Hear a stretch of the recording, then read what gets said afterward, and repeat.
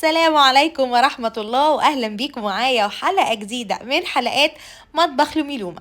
وحشتوني جدا جدا جدا بجد، كنت مفتقدة جدا المكان ده، وأخيرا رجعت بعد غياب طويل طويل. حقكم عليا، أنا أسفة، لكن جاية النهاردة أقول لكم سامحوني، وأنا رجعت لكم تاني زي الاول. ان شاء الله نعمل فيديوهات مع بعض كتير، وما يبقاش فيديو واقعد عليه 20 سنة وارجع لكم تاني. ان شاء الله النهاردة هنعمل مع بعض روتين خفيف ظريف كده، علشان ما بقاش تقيلة على قلبكم قوي. يعني النهاردة هنعمل حاجات سريعة كده مع بعض. نبدأ بسم الله الرحمن الرحيم زي ما احنا متعودين مع بعض. بنضف المطبخ الأول أو بروقه بمعنى أصح، علشان أقف كده والمطبخ رايق معايا. عندي ضيوف، وطول ما أنا عندي ضيوف لازم المطبخ يبقى فوق بعضه. الضيوف اللي عندي مش غربي، يعني دول ولادي أحمد ومراته، وطبعا بيبقوا سهرانين بقى بالليل، وكل شوية واحد يخش المطبخ يعمل له حاجة، فبقوم الصبح الاقي المطبخ كده زي ما انتوا شايفين. هنروق المطبخ كده زي ما انتوا شايفين، وهفضي الغسالة وهملاها تاني، وهفضي الحوض خالص وامسح الرخامات بتاعتي، علشان نبدأ كده بسم الله على نظافة نعمل الغدا بتاعنا النهاردة. قبل ما نبدأ الفيديو بتاعنا ما ننساش اللايك والشير والسبسكرايب للقناة، ودوسي على زر الجرس عشان يوصلك كل جديد. ان شاء الله يبقى فيه جديد. بتقولي لنا كده يا لومي بتروحي ما بتجيش تاني؟ لا، ان شاء الله هرجع تاني، ان شاء الله ان شاء الله. نويت ان انا ارجع تاني اصور الروتينات الحلوة دي، لاني بجد كمية الرسائل اللي بتجيلي مش طبيعية. ومش معنى ان انا ما بصورش ان احنا ما بناكلش يا جماعة، والله كل يوم بنعمل اكل، وكل يوم بخش المطبخ، وكل يوم بعمل روتين، لكن ما تفهموش فيه ايه، هو كسل. ببقى ناوية اقسم بالله ان انا خلاص انا النهاردة ناوية اصور، واقوم اكسل البس، اكسل الف الطرحة، اكسل اشغل الكاميرا. بتفهموش في حاجة غلط في الموضوع، بس اهو بنحاول نجاهد ويعني نتغلب على مرحلة الكسل دي. بصوا بقى، الغدا بتاعنا النهاردة عبارة عن صينية بطاطس بالفراخ وويكا. طبعا اللي ما يعرفش الويكا، هي نوع من انواع البامية، بس دي اكلة صعيدي صرف. عايزة اقول لكم بنعشقها، بنموت فيها. بقالي كتير ما عملتهاش، فقررت النهاردة ان انا اعمل شوية بامية كده او شوية ويكا جنب صينية البطاطس، لاني مش كلهم بياكلوا الويكا. فرشت مفرش كده على الرخام عشان خاطر بقى ايه ما نوسخش الدنيا بعد ما نضفنا. وهبتدي انضف الخضار بتاعي كله على المفرش النايلون ده، وبعدين المه كده كله بعد ما اخلص وارميه. طبعا انا مش فاكره مين اللي كان بيتكلم معايا بره، بس يعني هو ما بيبطلوش مزاوله فيا طول ما انا واقفه في المطبخ. المهم قشرت البطاطس، نضفت الخضار كله، نقعته في علبه كبيره في الحوض، وحطيت عليه شويه وحطيت عليهم ميه وشويه خل، عشان اضمن ان الخضار بتاعي اتنقع واتغسل كويس ما فيهوش اي حاجه خطر. اللهم صل وسلم عليك يا رسول الله، يا حبيبي يا الله. يعني أنا يا جماعة بصوا، أنا اليومين دول عندي حالة من الزهايمر مش طبيعية. أبقى بتكلم في حاجة واخش في حاجة تانية خالص، وانسى أنا كنت بقول ايه. فمعلش استحملوني شوية عبال ما نرجع تاني ناخد على التسجيلات الصوتية بتاعت الفيديوهات. هتلاقوني بخرف شوية، استحملوني معلش. هنا هبتدي اشطف الخضار بتاعي من المية والخل اللي انا كنت نقعاهم فيها، وهحطهم في البولة الصغننة دي، بس هشطفهم كويس قوي الاول قبل ما احطهم في البوله. وهنا بقى جبت الكبه بتاعتي، قطعت فيها الخضار، بصل وتوم وفلفل الوان وطماطم، وهبتدي اضربهم كلهم مع بعض. وحطيت البهارات ملح وفلفل اسود، بهارات فراخ، شويه من الخل، وشويه من الكزبره الناشفه.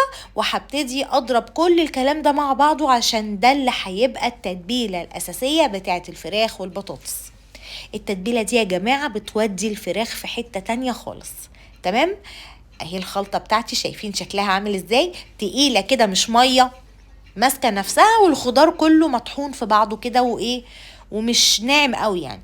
هبتدي اتبل بقى الوراك بتاعتي ما بين الجلد وما بين الفخات كده بتاعت الفرخة، وهسيبها منقوعة شوية في الخليط ده. وهجيب بقى بعد ما اتبل الوراك دي كلها، هجيب بقى البطاطس اللي انا قطعتها حلقات، حلقات سميكه شويه، يعني مش رفيعه قوي عشان ما تجلدش معاكي في الفرن، سميكه شويه.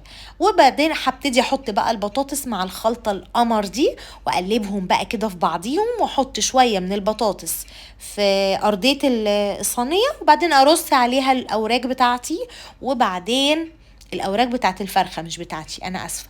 وبعدين هبتدي احط باقي البطاطس فوق الوش كده زي ما هتشوفوا دلوقتي حالا. ايوان، هنزل بباقي البطاطس كده، وهساوي الصينيه بتاعتي. طبعا الشاطره فيكم اللي هتقول الصينيه دي بتاعت مين، يعني بقى اللي متابعيني بقى عارفين الادوات بتاعت المطبخ بتاعتي حاجه حاجه يعني. الصينيه دي يعني عزيزه على قلبي قوي. هغطي الصينيه بالورق الفويل. انا نسيت هنا اصور لكم الحته اللي انا حطيت فيها رشه زيت فوق الوش. هنا حطيت حوالي 3 4 معالق زيت ذره فوق وش الصينيه. ما حطيتش كتير ليه؟ لاني الفراخ دسمه وهتنزل سمنه اصلا منها فيها، فما زودتش عليها دهون. طيب دخلت بقى الصينيه بتاعتي الفرن على اعلى درجه حراره في الفرن في الاول كده لغايه ما تغلي شويه، وبعدين اهدي النار عليها، اخلي الفرن على 200 مثلا، يعني على حسب الفرن بتاعك. هبتدي اقطع بقى الباميه.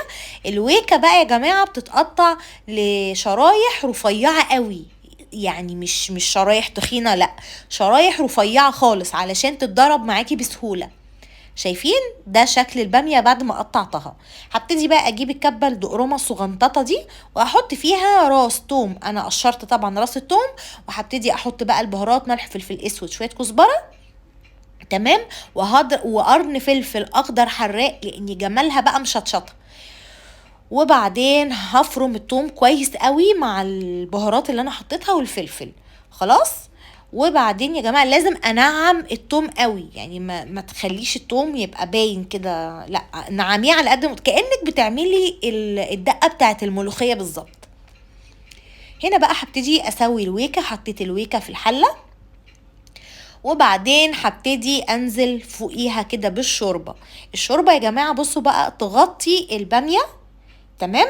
وهزود هنا شويه ميه لان الشوربه يا دوب كانوا على القد. حطيت حوالي نص كوبايه ميه بحيث تبقى يا دوب مغطيه الويكه بحوالي عقلتين صباع. هحط شويه من التحديقه اللي انا لسه عاملاها معاكم، التوم يعني دقه التوم، وهسيبها بقى تغلي على النار لغايه ما تستوي خالص، لغايه ما الباميه بتاعتي تتهرى. بعدين هنا بقى عبال ما الباميه بتاعتي تستوي والفراخ في الفرن، هبتدي اظبط الحوض واخلص المواعين اللي موجوده علشان يبقى المطبخ بتاعي رايق، ما يبقاش فيه كركبه كتير ساعه الغدا. هنا الباميه استوت، هبتدي اضربها ضربتين كده على الماشي بالهاند بلندر. ما عندكيش هاند بلندر ممكن بالشوكه، ممكن بالمضرب اليدوي، عادي جدا، بس ما تقليش عليها في الضرب عشان ما تبقاش ناعمه قوي، يعني تخلي فيها حتت محت حته كده. هجهز التقلية بقى بتاعة الويكة.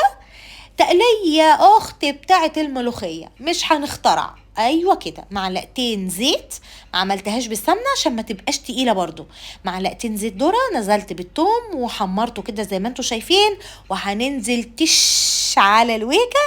وبعدين نعمل الحركه الشهيره، نروح نجيب كبشه، نحط كبشتين كده في الطاسه ونرقصهم كده في الطاسه مع بعض، وننزل بيهم على الحله على طول عشان ريحتها تفحفح كده وتبقى ماليه البيت. الله، بجد اتنسفت كده. خلاص يا جماعه، ده الغدا بتاعي. ادي صينيه البطاطس طلعت من الفرن، وادي احمد بقى واقف جعان ميت طول ما هو جعان يفضل واقف لي كده، يلا انا جعان. وادي الويكه، وعملت رز بالشعريه، وهبتدي دلوقتي اغرف الاطباق عشان اجهز الغدا بتاعنا. اتفضلوا معانا يا جماعه، اكله هنيه كده، يعني لقمه هنيه 900 صح، مش بيقولوها كده؟ وهحط اطباق الرز كده، هغرف الرز بقى على اللي عايز رز يعني بحط له. والبدنجان ده كان موجود عندي في التلاجة، قلت بقى علبة كده كان فيها كام واحدة، طلعتهم قلت احطهم جنب الاكل. هنا بغرف صينية البطاطس كده زي ما انتم شايفين. لا انا كده بطلع الفراخ، بحط الفراخ لوحدها في طبق، والبطاطس هغرفها في اطباق تانية لوحدها. بجد الاكل كان ريحته مفحفحه في البيت، تحسوا كده ان الاكل المصري التقليدي ده بيبقى ليه طعم تاني وريحه تانية. بصوا الواد واقف لي ازاي، ولا عارفه اعمل حاجه منه. ادي الفراخ وادي البطاطس، وهنغرف الويكة. وبجد كانت غدوة جميلة جدا. زي ما بقول لكم كده، الاكل المصري سبحان الله ليه ريحة كده مميزة. الاكل التقليدي من وقت للتاني كده الواحد لازم يعمله يا جماعه، عشان ولادنا يطلعوا واخدين على الاكل العادي بتاعنا، مش كله كده نواشف، ومش كل ايش شيش تاووك وشي فراخ بانيه وشي مش عارفه ايه. لازم برضو ياخدوا على شكل الاكل بتاعنا وطعم الاكل بتاعنا العادي اللي كلنا متعودين عليه ده. ادي منظر الاكل بتاعي بعد ما غرفت. بسوي بقى الرخامة، بحط كل حاجة في اماكنها، وادي الرز بتاعي، وادي بقية الخضار. ده شكله النهائي يا جماعة. يا رب الحلقة النهاردة تكون عجبتكم، وشجعوني عشان اجيلكوا تاني واعمل لكم حاجات حلوة كتير. واكتبوا لي في الكومنتات نفسكم اعمل لكم ايه تاني على القناة دي. اشوفكم في الفيديو الجاي، والسلام عليكم ورحمة الله.